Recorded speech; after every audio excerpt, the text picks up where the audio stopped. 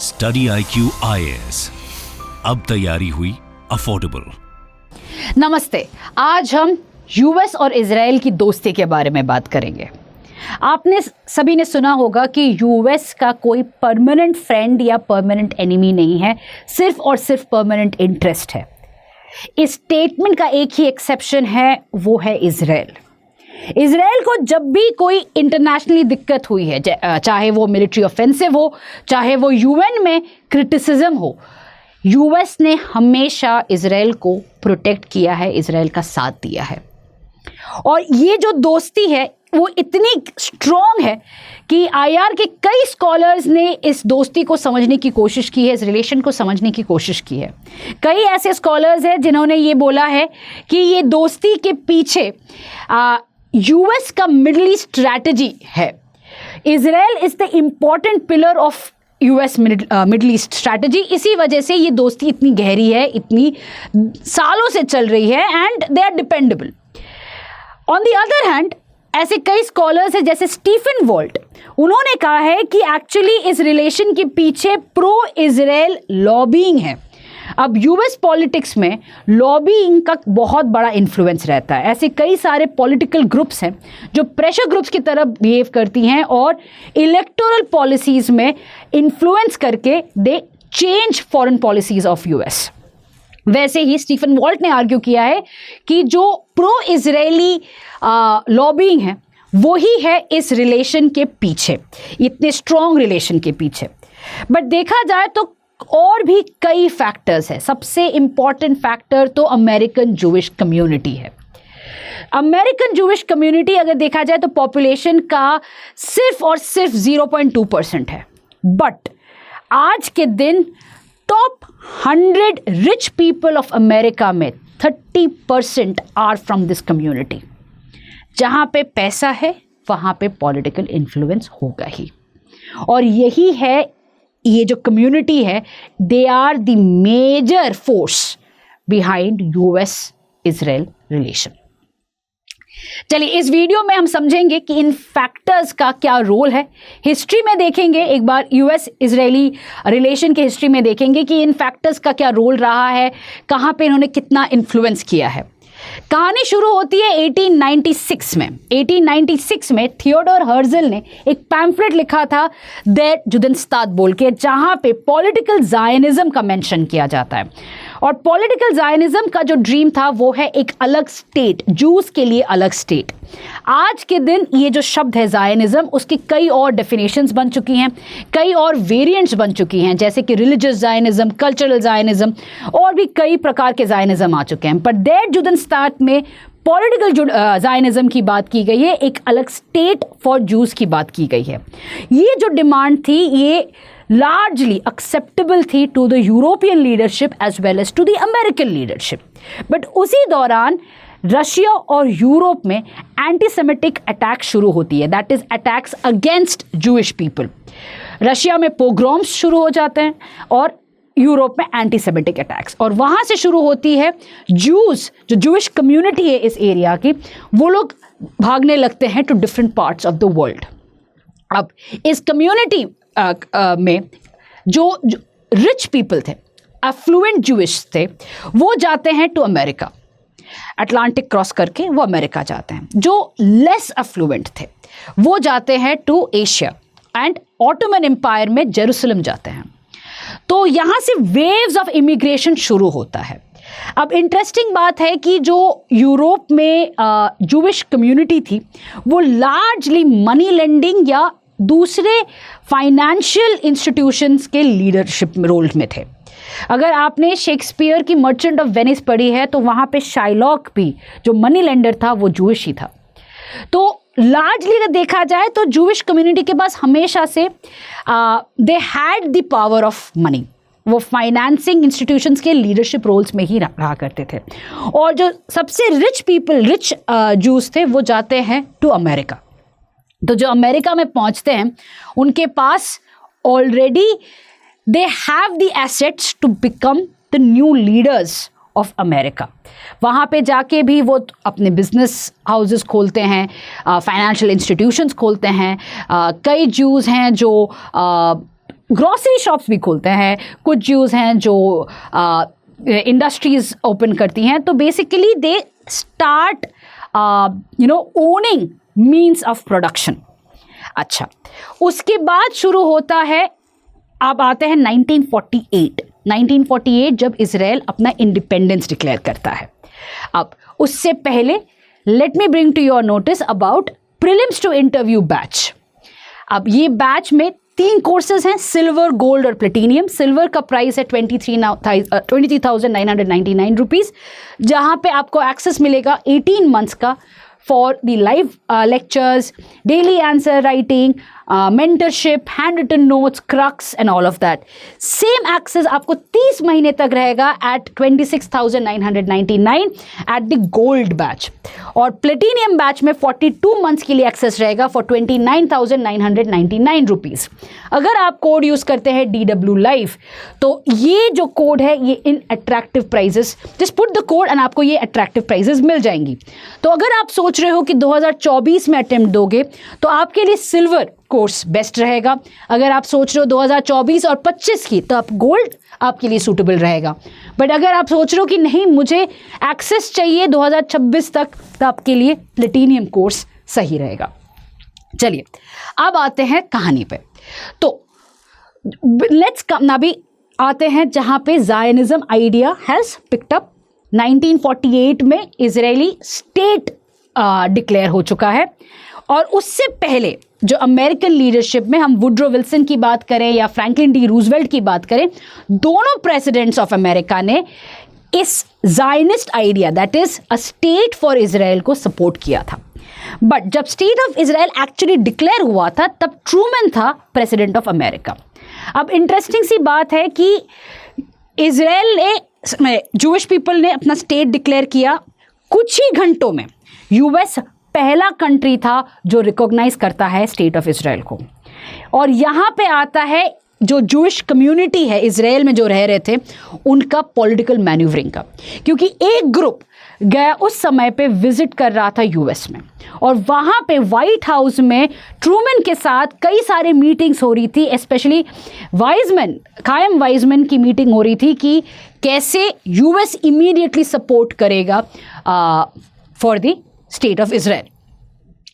अब इसके पीछे अगर हम जाते हैं, अगर हम देखते हैं कि ये तीनों leaders that is Woodrow Wilson, Roosevelt और ट्रूमैन, तीनों ही डेमोक्रेटिक पार्टी के लीडर्स थे, डेमोक्रेटिक पार्टी के रिप्रेजेंटेटिव्स थे। अब इनकी वोटिंग का अगर हम परसेंटेज निकालते हैं तो क्लियरली जो जूविश अमेरिकन कम्युनिटी है उनका सबसे ज़्यादा वोट इन लीडर्स पे गया था। सो एक मेजॉरिटी, एक जिसे पॉलिटिकल लॉबिंग कह सकते हैं या पॉलिटिकल सपोर्ट कहेंगे, इस community that is American Jewish community का इन लीडर्स के साथ था। और इन लीडर्स को पता था कि अगर इनको फिर से पावर में आना है या डेमोक्रेट पार्टी को फिर से पावर में आना है तो इस कम्युनिटी को नाराज़ नहीं कर सकते, जिसके वजह से उन पे ऑलरेडी प्रेशर था स्टेट ऑफ इजराइल को रिकॉग्नाइज करने का। बट उस समय पे स्टेट ऑफ इजराइल को रिकॉग्नाइज करने के अलावा और कोई फ्रेंडली रिलेशन की तब इतना नहीं था। It was just about recognising the state. हाँ, बट अमेरिकन जूइश कम्युनिटी का हाथ ज़रूर था यहाँ पे। अच्छा, अब आते हैं कि एक बार ये स्टेट रिकॉग्नाइज हो जाता है, उसी कुछ साल में इजराइल साइनाई पेनिनसुला को कैप्चर करता है टू कंट्रोल सुएज कनाल। और ये जो वॉर होता है 1956 में, उसमें ब्रिटेन और फ्रांस सपोर्ट करते हैं इजराइल को। बट क्या होता है कि इस समय पे यूएस काफ़ी गुस्सा हो जाता है कि भैया मैंने यूएस का ये रहता है कि भाई मेरे को ना बोल के ये वॉर कैसे हो सकता है। इसी वजह से इजराइल को अल्टीमेटम मिलती है कि आप विड्रॉ करो वरना US has to step in. ये इजिप्ट के लिए एक मॉरल विक्ट्री था, क्योंकि इजरायली फोर्सेस तो साइनाई पेनिनसुला क्रॉस करके सुएज कनाल तक ऑलमोस्ट पहुंच चुकी थी, बट यूएस प्रेशर के वजह से इजराइल को विड्रॉ करना पड़ता है।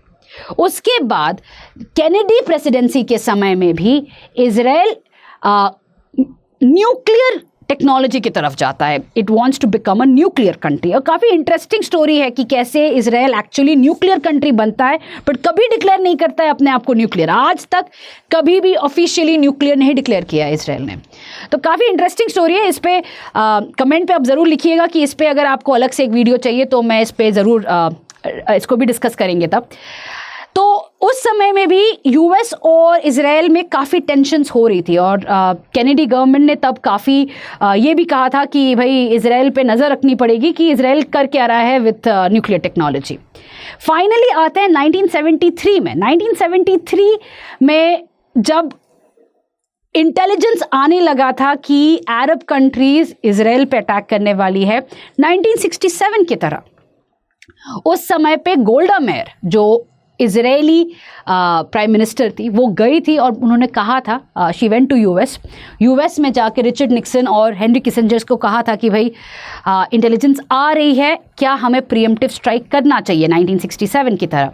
तो यूएस ने कहा था नहीं करना चाहिए, क्योंकि उस समय पे यूएस को बहुत US had to maintain relations with Arab countries. US का जो 20% ऑयल रिक्वायरमेंट था वो जीसीसी कंट्रीज से ही आ रहा था और इसी वजह से यूएस इन दोनों साइड में नहीं फंसना चाहता था। इसी वजह से उन्होंने कहा कि नहीं, प्रीएम्प्टिव स्ट्राइक नहीं करनी चाहिए। बट वॉर होता है, इजराइल रिटेलिएट करता है, 2 हफ्ते बाद इजराइल जीतता है और उसके बाद रिलेशंस खराब हो जाती हैं from bad to worse between Israel and the Arab countries.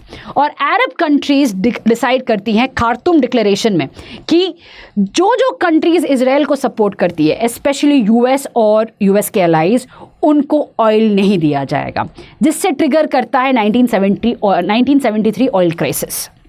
अब ऑयल क्राइसिस की वजह से यूएस को बहुत बड़ा एक इकोनॉमिक झटका भी मिलता है।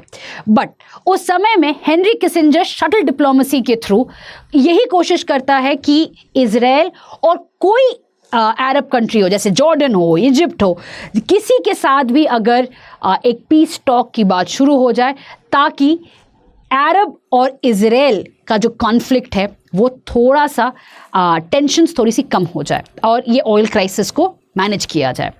ये शटल डिप्लोमेसी के वजह से यूएस आ जाता है as a mediator. Arab Israeli conflict का जो मेन मीडिएटर है वहां पे US comes into this role. अब इंटरेस्टिंग बात यह है कि शटल डिप्लोमेसी के बाद कई सारे ऐसे पीस टॉक्स होती हैं, कैंप डेविड अकॉर्ड्स होती हैं, ऑस्लो टॉक्स होती हैं और हमेशा यूएस ही होता है जो कोशिश करता है कि ये निगोशिएशंस हो पाए, एक्सेप्ट फॉर ऑस्लो। बट तभी भी यूएस का हाथ तो ज़रूर था वहाँ पे भी। बट पीस टॉक्स में हमेशा यूएस यही कोशिश करता है।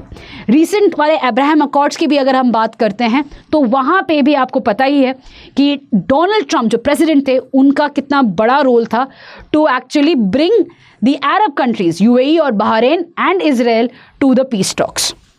अच्छा, अब एक तरफ हो जाता है कंप्लीट सपोर्ट टू इजराइल, दूसरी तरफ आ जाता है mediator role in the Israeli Palestinian conflict. Question यहाँ पे आता है कि पैलेस्टीनियन लोग या अरब कंट्रीज क्यों एक्सेप्ट करेंगे अमेरिका का ये रोल ऑफ अ मीडिएटर।